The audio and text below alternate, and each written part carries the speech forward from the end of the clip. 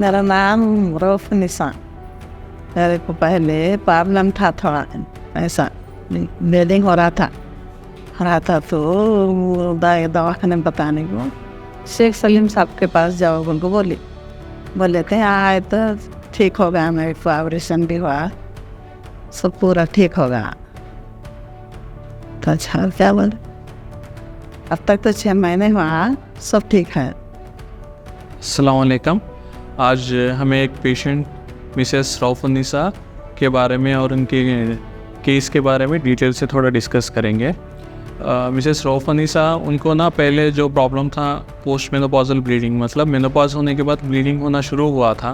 तो वो पठान शहरों में अपने लोकल डॉक्टर के पास गए। वहाँ के डॉक्टर देख के स्कैन कराए। स्कैन कराने में दिखा कि कुछ यूट्राइन में अबनॉर्मलिटी है और उसके साथ में कुछ ओवेरियन ट्यूमर लग रहा है बोल के उन्होंने CA-125 लेवल्स करे।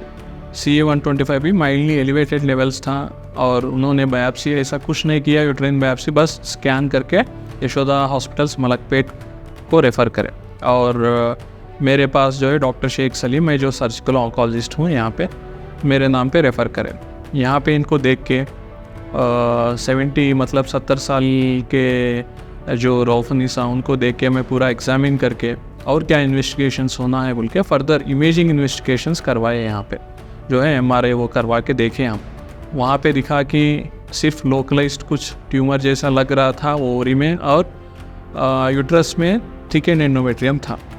हमने जो है इनको एक काउंसलिंग दिया था कि पहले एंडोमेट्रियल बायोप्सी करेंगे और उसके बाद सर्जरी को प्रोसीड करेंगे, बट पेशेंट विलिंग थे direct for the surgery rather than for endometrial biopsy.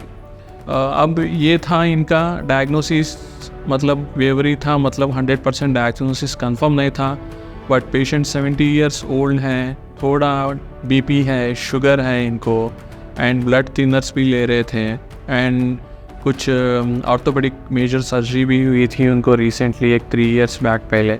तो इनका थोड़ा चैलेंजिंग ही था क्योंकि 70 इयर्स के ऊपर है ना इनका एज। ऐसे लोगों को जनरल एनेस्थीसिया देके करना और पोस्ट ऑपरेटिव रिकवरी, ये सब क्या है, चैलेंजेस है। तो इनके फैमिली मेम्बर्स को सबको बुलाए, इनके बड़े बेटे को बुलाए, दूसरे बेटे को, इनकी बेटी को, बहुओं को, सबको बुला के काउंसिल करें। घबराने की बात नहीं है यहाँ तो। और 70 मतलब 70/5 वालों को भी सर्जरी करते हैं बोल के इनको बुला के काउंसिल करें, और सर्जरी क्या होती है बोलने का भी काउंसिल करें, और पोस्ट ऑपरेटिव रिकवरी भी कैसा रहता बोलने का डिटेल से एक्सप्लेन करे थे। एंड इन्होंने पूछा था मुझे क्या सर्जरी होता और उसके बाद कैसा रहता बोल के।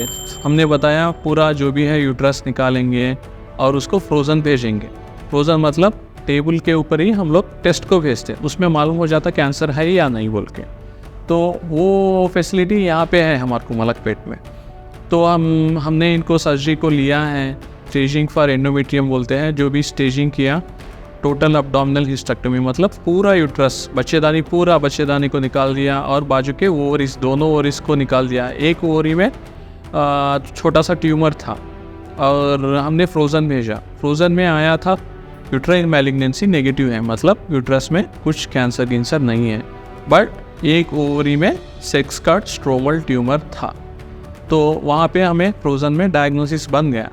तो हमने बाकी का स्टेजिंग जो भी है, स्टेजिंग फॉर CA ओवरी जो भी करते हैं, मतलब bilateral pelvic node sampling type sampling करे, पेरिटोनियल बायोप्सिस लिए, साइटोलॉजी भेजे, सब भेजे, एंड पेशेंट को सर्जरी कंप्लीट करके हमें पोस्ट ऑप को शिफ्ट करे आफ्टर 4 आवर्स। पेशेंट की रिकवरी अच्छी थी एंड ऑन 5th डे तक हम ओरल्स जो भी खाने के पीने के लिए सब दे के डिस्चार्ज कर दिए थे।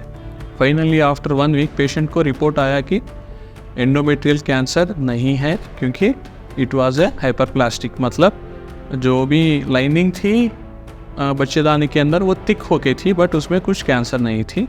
बट ओवरी के अंदर सेक्स कार्ड स्ट्रोमल ट्यूमर निकला है, वो स्टेज 1 ये है, और पेल्विक नोड्स पूरे नेगेटिव आए, और साइटोलॉजी जो भी है, एसाइटिक साइटोलॉजी जो भी है, नेगेटिव आए हैं। सो उनका डायग्नोसिस ये बना कि sex card stromal tumour of ovary stage 1 ये। अब इतने बड़े उम्र हैं, रिकवरी भी अल्हम्दुलिल्लाह अच्छी हो गई, घर को भी भेज दिए थे, एंड पोस्ट ऑपरेटिव पीरियड पूरा अनइवेंटफुल था। तो उसके बाद हमने नेक्स्ट क्या है, इनको अर्जेंट कीमो देना है या नहीं देना है। गाइडलाइंस के हिसाब से ये sex carcinoma tumour of ovary है, स्टेज 1 है। इनमें एडजुवेंट ट्रीटमेंट मतलब कीमोथेरेपी की ज़रूरत नहीं है। हमने मेडिकल ऑन्कोलॉजिस्ट अपने यहाँ पे जो भी मेडिकल ऑन्कोलॉजिस्ट है उनका ओपिनियन भी लिया है। उन्होंने भी बोला है इस स्टेज 1 है, अर्ली स्टेज 1A को एडजुवेंट कीमोथेरेपी ज़रूरत नहीं है। सो इससे क्या मालूम होता है कि घबराने की बात नहीं है जो भी है, क्योंकि बड़ी उम्र भी होंगे, कुछ कॉम्प्लेक्सिटीज़ मतलब कुछ शुगर हंदे हुए, डायबिटीज़ हंदे, BP हंदे, ट्रीटमेंट तो कराना है, लेकिन अपने पास जो भी मल्टी डिसिप्लिनरी टीम, जो भी ग्रुप ऑफ डॉक्टर्स हैं, सब पेशेंट का ख्याल रख के इनको जो भी है सर्जरी कैसा करना, पोस्ट ऑप रिकवरी कैसा करना, सब इनका ख्याल रख के ही हम प्रोसीड करेंगे। और उसके साथ ही साथ हमारे को ऑपरेशन थिएटर में फ्रोज़न सेक्शन का भी एक ऑप्शन है। उसकी वजह से क्या हमारे को ऑन टेबल ही मालूम हो जाता, मतलब ये कैंसर है या नहीं बोलने का प्रॉबेबिलिटी बोलने का मालूम हो जाता। उससे ईजी हो जाता हमें सर्जरी कंप्लीट करना है या नहीं करना है बोलने का।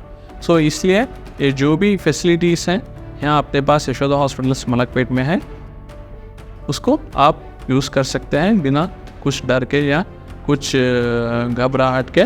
आराम से जो भी है कुछ तकलीफ़ा आके डायरेक्ट अप्रोच कर सकते हैं। शुक्रिया।